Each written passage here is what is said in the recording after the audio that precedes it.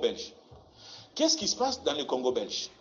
En 1910, l'Allemagne qui colonise le Rwanda et le Burundi, les Allemands vont parler avec les Belges en disant voilà, est-ce qu'il y a moyen de corriger nos frontières de l'Est? L'Est est pour nous, l'Ouest est pour eux. C'est ainsi qu'en 1910, les frontières entre le Congo et le Rwanda vont bouger et le Congo va perdre deux villes actuelles qui sont au Rwanda, qui étaient des villes congolaises. C'est la ville de Tchangungu et la ville de Gisenyi. Ces villes vont passer au Rwanda. Et puisque la frontière a bougé, les Allemands et les Belges vont se convenir d'accorder une période d'option. C'était 6 mois qu'on a donné aux populations frontalières de choisir ceux qui veulent rester rwandais, ceux qui veulent rester congolais. Donc les populations ont opté dans un camp comme dans un autre. 1910. 1914, les Allemands viennent voir les Anglais en disant coloniser un pays doit être un privilège qui doit être réservé aux grandes puissances. La Belgique, c'est un tout petit pays. On ne peut pas accepter que même la Belgique puisse avoir une colonie. Les Anglais disent aux Allemands, qu'est-ce que vous voulez concrètement? Eh bien, concrètement, nous vous proposons de nous partager le Congo. On divise le Congo en deux, l'Allemagne et l'Angleterre, on récupère l'affaire, les Belges, ils ne pourront pas bouger. Les Anglais disent non, on ne peut pas accepter cet accord. Pourquoi? Parce que les Français ne seront pas d'accord. Pourquoi les Français ne seront pas d'accord que l'Allemagne et l'Angleterre se partagent le Congo? Parce que les Français ont ce qu'on appelle sur le Congo un droit de préemption. Je m'explique. Lorsque le Congo est créé en 1885, le Congo n'a pas d'ouverture sur l'océan. Nous sommes un pays enclavé. Léopold II va demander aux Portugais, les Portugais qui contrôlent la totalité de l'embouchure, ils ont des droits historiques parce que c'est Diego Cao qui avait découvert l'embouchure. Donc toute l'embouchure appartient au Portugal. Roi Léopold II dit aux Portugais, donnez-moi une fenêtre sous la mer, sinon je ne pourrai pas mettre en valeur le Congo si je n'ai pas d'ouverture. Les Portugais refusent.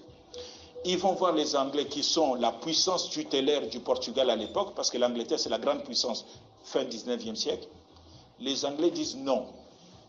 Léopold II va faire de la diplomatie, il va venir voir les Français, il parle avec les Français, et il accorde le droit de préemption à la France. Le droit de préemption, ça veut dire quoi? Le droit d'acquérir en premier. Dans cet accord, Léopold II dit ceci, si je n'arrive pas à mettre en valeur le Congo, je céderai ça à la France. C'est un accord secret. Et lorsque les Britanniques, les Anglais refusent à Léopold II de demander aux Portugais de donner cette ouverture, il sort cet accord secret. Il dit voilà, vous me mettez dans une situation embarrassante, sans ouverture sur la mer, je serai obligé d'appliquer cet accord que j'ai signé avec les Français. Et les Français vont récupérer le Congo. Ce que les Anglais ne pouvaient pas accepter, ils ont demandé aux Portugais de nous accorder une fenêtre. C'est comme ça qu'on a les 37 kilomètres sur l'océan Atlantique. En compensation, on a cédé des terres vers Kayemba aux Portugais. Donc, les Anglais rappellent aux Allemands que les Français ont un droit de préemption. Ils n'accepteront jamais qu'on se partage. Laissez cette idée-là, ça va nous conduire à la guerre. En parlant de guerre, quelques mois plus tard, l'Allemagne déclare la guerre à la Russie.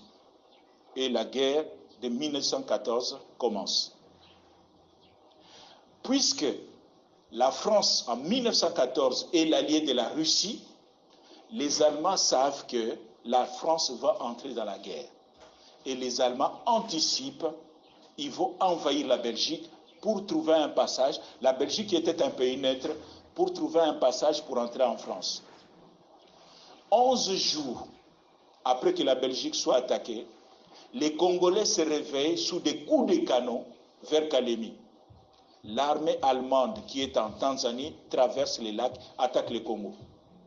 Les commandos allemands descendent au Congo pour couper les lignes de communication. La première guerre mondiale arrivent au Congo. Donc, les Allemands qui attaquent le Congo, ils sont repoussés. Mais ils arrivent, comme ils avaient une supériorité en navires de guerre, l'Allemagne va contrôler pendant la Première Guerre mondiale, de 1914 jusqu'à 1918, la totalité du lac Tanganyika et la totalité du lac Kivu. Le seul territoire que les Congolais, que les Allemands ont occupé pendant 4 ans, c'est l'île d'Idjou.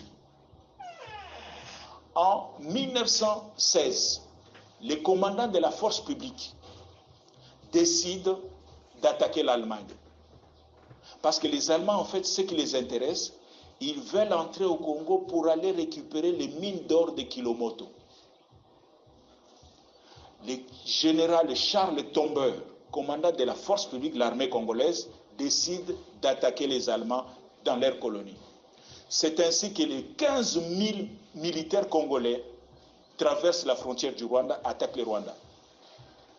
Le 9 mai 1916, Kigali tombe. Les militaires congolais prennent le contrôle de Kigali. Le 6 juin 1916, Bujumbura tombe. Les militaires congolais prennent le contrôle de Bujumbura. Et au mois de juillet, la totalité du Rwanda et du Burundi sont contrôlés par les militaires congolais. Et ça ne s'arrête pas là. Général Charles Tombeur décide de continuer à suivre les Allemands en Tanzanie. Et en Tanzanie, les Congolais vont remporter 3 grandes victoires contre les Allemands. C'est à Tabora, Mahenge et Dodoma. C'est des avenues que vous connaissez. En fait, c'est des noms de localités où les Congolais se sont battus avec les Allemands et qu'ils ont battu les Allemands en Tanzanie. La guerre se termine. La guerre se termine. Comme vous le savez, traité de Versailles, les vainqueurs prennent tout. Et les vainqueurs décident de confisquer toutes les colonies allemandes. C'est ainsi que la France va prendre le Togo et le Cameroun. L'Angleterre prend la Tanzanie. L'Afrique du Sud prend la Namibie. Et en reconnaissance de l'effort des Congolais et de la Belgique pendant la Première Guerre mondiale, en 1923, la Société des Nations, l'ancienne ONU, Nations Unies, va donner les Rwanda et les Burundi à la Belgique. 1923. En 1925, pour faciliter l'administration de cet espace, la Belgique va annexer les territoires du Rwanda-Urundi au Congo. Le Rwanda-Urundi devient la 7e province du Congo. À l'époque, nous avons 6 provinces. C'est Léopoldville, aujourd'hui c'est Kinshasa, Congo central, Bandundu.